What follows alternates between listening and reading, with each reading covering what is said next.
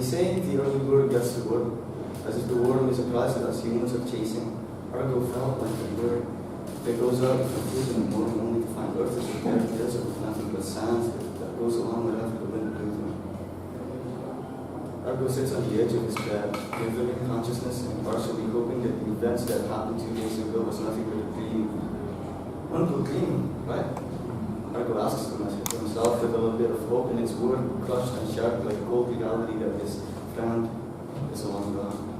After a long preparation, Argo sets out of his house and into his car to pay respects to his friend who committed suicide by shooting himself in the head.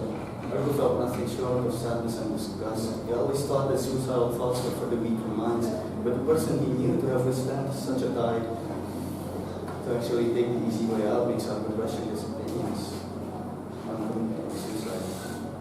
Argo never knew what his friend's personal life is. All he knew is that they've been together since forever, and that he's the only one to ever pick him up at his lowest points.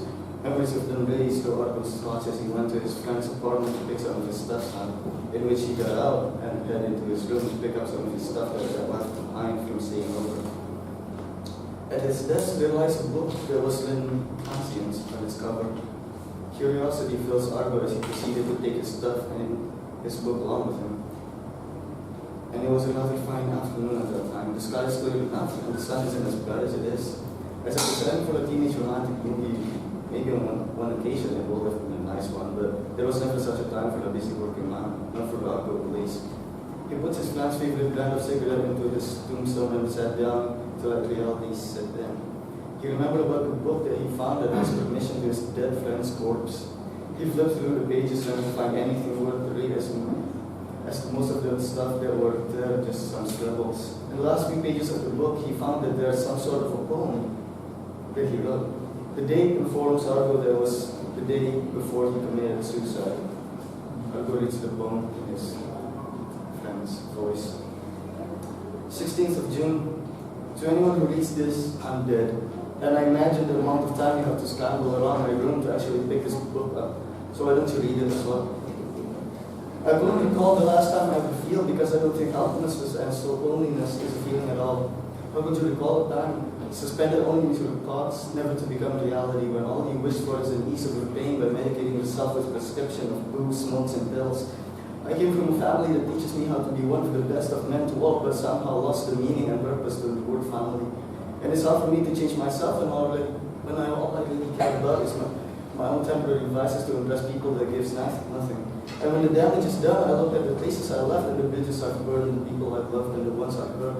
All I can do now is navigate my life with papers and pen, living in floors as I search for perfect words to describe how much I needed help. I grew sick and tired of life and on myself, pushing everyone away just so I could push my desire to be helped lower into the abyssal depth of earth. I prescribed myself with loneliness, self-helplessness, and pity. I became something I never knew existed. I'm tired of being myself, to live under this skin where the world asks me to be who I am. So they're not wrong, they just don't know that this emptiness that comes from within is none other than from me, myself.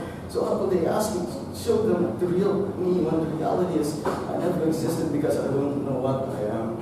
A human being with no love to life and no desire to live. So I kept screaming and begging for help that never came, though it's all right now, it's best that you don't have to live like me. For whatever reason, I can't seem to grow out of the shell that only sees black and white with predominant gray litter on the canvas to show how obstructively obnoxious my life is. Our stories may differ, but we share the same fate of living and dying alone with nothing to guide us in the in-between. And maybe our lives differ, but our ways are going to look exactly the same when we die. The sentence cuts there because there was no ineligible words that can be read for the next few sentences. Argo grinned and thought how weak his friend was, but he was about to clean up as well because he felt the same way. He noticed how transient everything was. And maybe memories of how they lived their life is the only thing that can be considered as an immortal. Or maybe the kind of memories in which the person inside refused to forget what makes that memories to forever exist. It's funny for Argo to see how life itself is meaningless without any memories.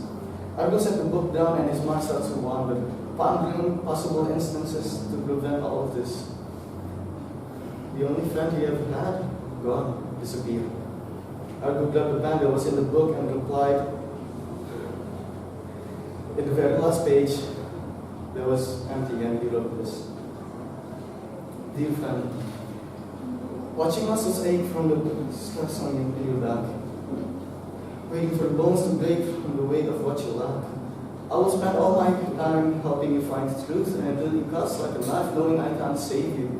Because saying goodbye hurts the worst when you know it's the final word that comes across like a curse, and I can't believe you said it first. So now the final word on the final page of the final chapter of this narrative we made is my weak, conscious whispering words through my mouth.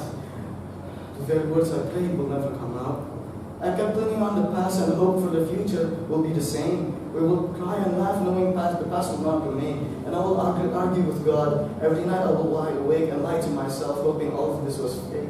Because in a new perspective on general aesthetics, when we finally went to see God and all of your family learned to believe in a void, because that's all they ever could see in us. Cigarette smoke and broken words.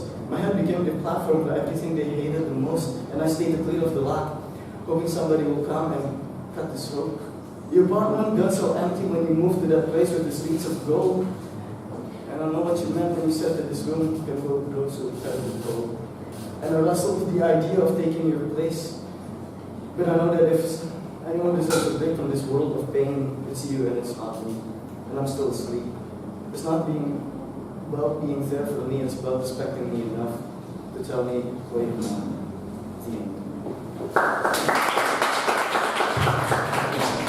Thank you so much for your performance, Riva. You can sit there with the others.